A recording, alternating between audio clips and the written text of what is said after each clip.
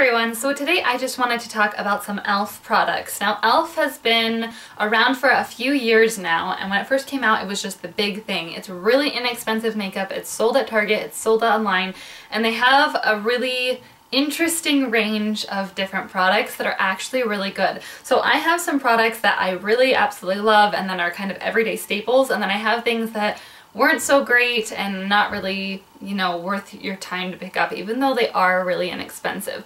So a lot of the stuff ranges from like $1, $3 to $6. I haven't seen anything that was much more than $6, maybe $8. The line itself is just a really inexpensive line, which is really great because they're really, in general, nice products. So I'm gonna talk a little bit, I'm kind of gonna go back and forth about things I like and things that I don't. That way we're kind of switching it up. So the first thing I want to talk about are their blushes, and I had a lot of their blushes when they first came out and I've kind of dwindled it down, and this is the last one that I still have, and this one is in Peachy Keen, and I have had this I think since like their original line released when they first launched their company, I believe. So, and this is just a really nice peachy color. It's a really smooth texture. So this particular blush reminds me a lot of the NARS color that is very similar to this, and I can't for the life of me remember the name, but it's kind of just a little like a bronze, a little bit of brown peach, and it's a really nice kind of everyday color, and these go on really nice. I've never had a problem with them being patchy. They don't have the longest wearing time, but I wouldn't expect that from a $3 blush, but they're just really nice. They're a good consistency, which usually with less expensive products you get things that are really chalky and that come off kind of bizarre. But I've really liked these, and they have a really nice color selection. I haven't tried their newer selection. I know they've come out with like mauves and just different colors, and I think I've tried like the bright pink and this one and another like mid-tone pink, and I've loved all of them. The only ones that I don't care for are the ones that have a lot of shimmer, but that's a kind of general thing. I don't prefer blushes that have like chunky glitter in them. It's just not my thing. But I really like these. The packaging, it's very reminiscent of the NARS packaging. It's not the rubberized, it's more of just a plastic, which I actually prefer because it cleans off so much nicer than the NARS packaging. And they have the little window in the front that kind of shows what it is, which is really nice. The next thing I'm not all that much of a fan about. These are the baked eyeshadows, and this particular one is in Toasted. And these, they make single eyeshadows, which actually I have a couple and I didn't pull them out, but I just have like the, they look just like this, but they're smaller. But this one is the baked one, and this one was kind of interesting because when I first got it there was absolutely no pigmentation whatsoever, and I kind of was like, okay, this is a total bust. But I think there was like an overspray on it that had to come off first, and now it has some pigment on it. So it's right here, and it's just kind of a gold color, really nice and neutral, which is quite a bit of pigmentation for a product like this. So it's good pigmentation. I don't tend to reach for this a lot though. I think it's just because when I first got it, in my mind it was a product that didn't work, and now that it does I just haven't played with it as much. But again, I think there was just an overspray on these, so if you pick these up, make sure that you kind of get that initial layer off, because they're literally, I was like, there is no pigmentation to these whatsoever, and now it does. So I think it's just kind of one of those products that you have to warm up to. So that's that product.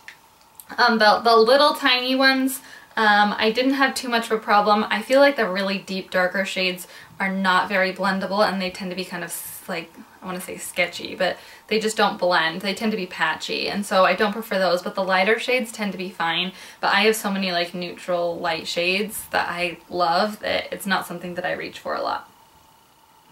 The next thing is this high definition under eye setting powder, and it comes in this just little tiny container, very reminiscent of like the HD powder from Makeup Forever. I believe they make a bigger setting powder that I've heard really good things about. This one just comes with a little sifter, and it looks like this, and the product just comes out of it. I usually take it out of the lid just because taking it straight out of the pot is just kind of a mess.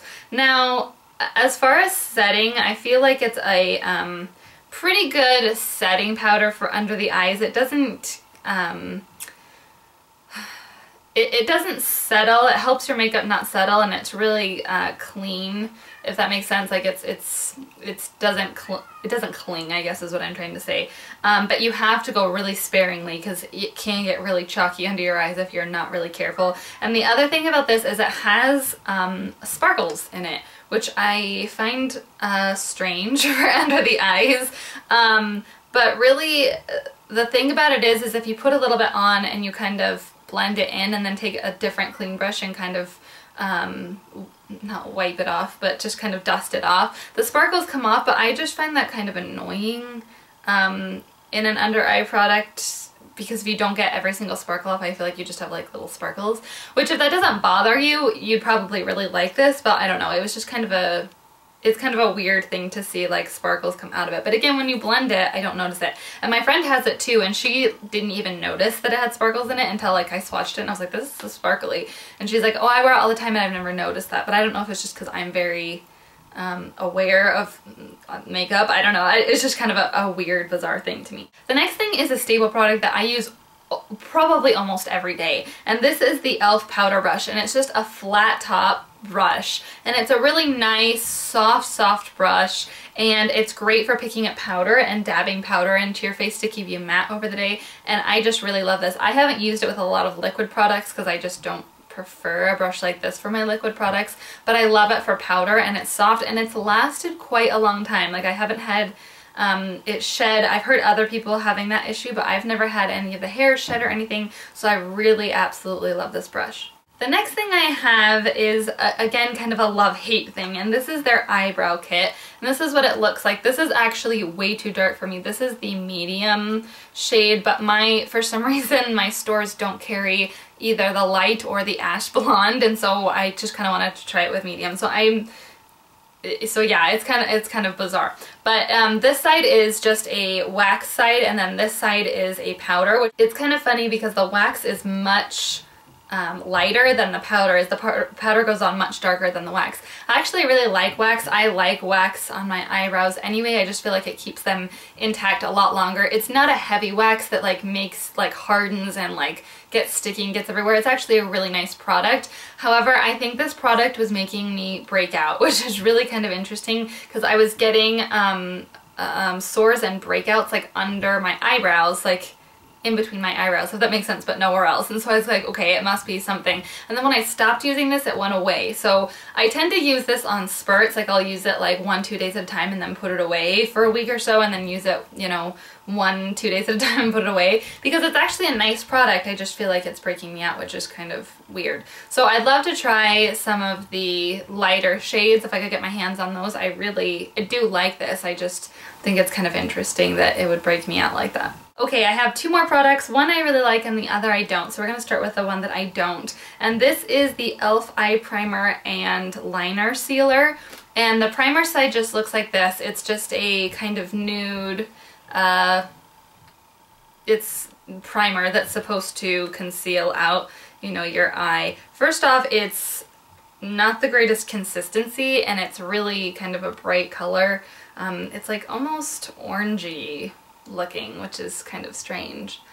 This did absolutely nothing for me. If it had said base, I probably would have been a little more forgiving, but it actually says it's a primer. And this, honestly, like 15 minutes later, everything was creased and it was a hot mess, and so I had to redo my makeup. So primer, not so much. The sealer, the liner sealer, I actually really had high hopes for, and it's just this clear gel, and it comes in a little applicator like this. It's better without my hand. And it's just a little brush, and what you're supposed to do is put your powder liner on and then put this over it to kind of seal it and make it a liquid liner to have it really set. Now, first off, I use liquid eyeliner anyway, and I feel like when I use liquid eyeliner, it kind of takes away the deep darkness of that liner. Like, it almost dries with a shine, so it makes it look less opaque and less dark, which I like my liner to be really dark, so that was really not good for me. And with powder, it was okay. Like, it did deepen it with a powder, which is obviously what it's marketed for, which was good, but I don't know, with a powder, I just can't even talk. So when I used this over the powder, it just it didn't enhance the long wearingness. It might have made it darker and made it a little bit better as far as a powder goes, but it didn't help with the long wearing. So I'm much more likely to use a pen liquid liner and be done than do a powder and put this over it and, you know, have it be the same, if that makes sense. So this was kind of a failed product for me, but it was really interesting to try because it was a gift, and so it was kind of a nice thing to try out. The last thing I'm going to talk about is their mineral infused face primer, and this is what it looks like. I've heard Kelly Loves Beauty talk about this so much, I finally was like, okay, alright, I get it, I'll try it. And it's this really nice primer, actually. It's just a clear gel. It's up here. And it's kind of interesting because with gels, I don't know, I kind of anticipate things like Smashbox, which I like. It's a silicone base, so it's not going to be, but it's not heavy like a silicone. I find that like the silicone primers tend to sit on my face and just feel heavy all day long, and I find that the silicone ones tend to make me a little more oily. This is kind of interesting because it goes on the skin and then it kind of just dries. It doesn't dry to a powder, but it just dries much lighter than when it goes on, and so it's really nice. I use it with my number 7 Beautifully Matte Makeup Base, and I mix them together, which actually is just the perfect little team because this is really mattifying, but it's extremely hard to spread on the skin, and this goes and like just evens out your skin and pulls it all together, so I feel like I can just really smooth it out and get it into my skin where I want it with this. So this was actually a pleasant surprise. I've actually really enjoyed this product. It's got nice packaging, it's got a pump, which I love, and it's just an interesting primer. I wouldn't say it's like, you know, a crazy primer that's going to keep your makeup on for 16, 24 hours, whatever, but it's nice for an everyday just primer underneath, and it works really well for me. And I find that a lot of primers that are long wearing really break me out, like the Skindinavia and the D-Slick and stuff, just like the sprays, the makeup setting sprays, they really break me out, and so I've had a really hard time finding things that are long wearing for my foundation. But I really love this. I think this is a great e.l.f. product. So there are a lot more e.l.f. products out there. I've heard great things about their lip glosses, which I haven't tried, and there's so many things that I haven't tried. Their e.l.f. Kabuki brush I've heard really, really great things about too. So if you haven't checked out their line, definitely do, because they have a lot of really great things, and there are a few things that aren't so great, but what's good is you can try it and it doesn't bust the bank, so it's really kind of a nice brand to try and kind of play and see what you like and what you don't like on yourself. So I hope this was helpful. If you have any questions, let me know below, and if you have favorite e.l.f. products that I didn't mention, please let me know below so that I can try those. Anyways, I hope you are all doing well, and I will talk to you soon. Bye!